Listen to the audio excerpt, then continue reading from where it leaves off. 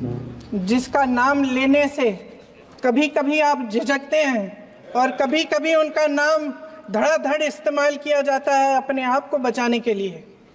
उन्होंने HAL, BHEL, SAIL, GAIL, ONGC, NTPC, railways, IIT, IIM, oil refineries, तमाम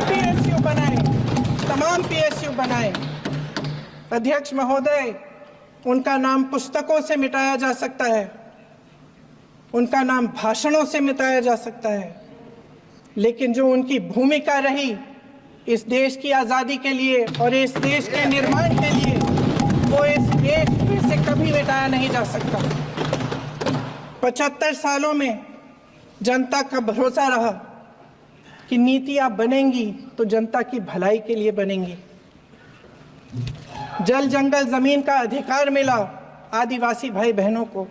इंदिरा जी ने बैंकों का राष्ट्रीयकरण करवाया, खदानों का राष्ट्रीयकरण कराया। कांग्रेस और यूपीए की सरकारों में शिक्षा का, भोजन का अधिकार मिला। 75 सालों में जनता का भरोसा मिला। पहले संसद चलती थी तो जनता की उम्मीद होती थी कि सरकार महंगाई और बेरोजगारी पर चर्चा करेगी, कोई उपाय निकालेगी, कोई रास्ता निकालेगी। लोग मानते थे कि अगर कोई नई आर्थिक नीति बनेगी तो देश की अर्थव्यवस्था को मजबूत बनाने के लिए बनेगी, तो भारतीय बाजार को मजबूत बनाने के लिए बनेगी, उनके भविष्य को मजबूत बनाने के लिए बनेगी।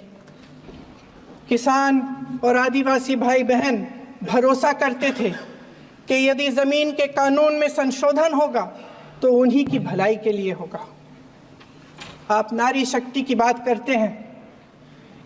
आज चुनाव की वजह से शायद इतनी बातचीत हो रही है नारी शक्ति के बारे में, क्योंकि हमारे संविधान ने महिलाओं को यह अधिकार दिया, उनकी शक्ति को परिवर्तित किया वोट में।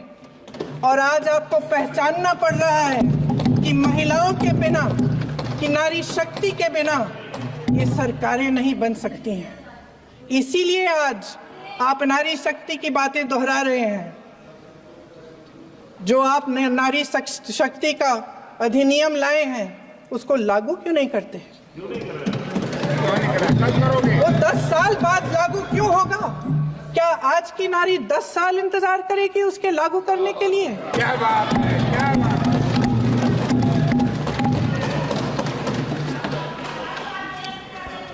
आज संसद में बैठे हुए सत्ता पक्ष के मेरे साथी ज्यादा से ज्यादा अतीत की बातें करते हैं।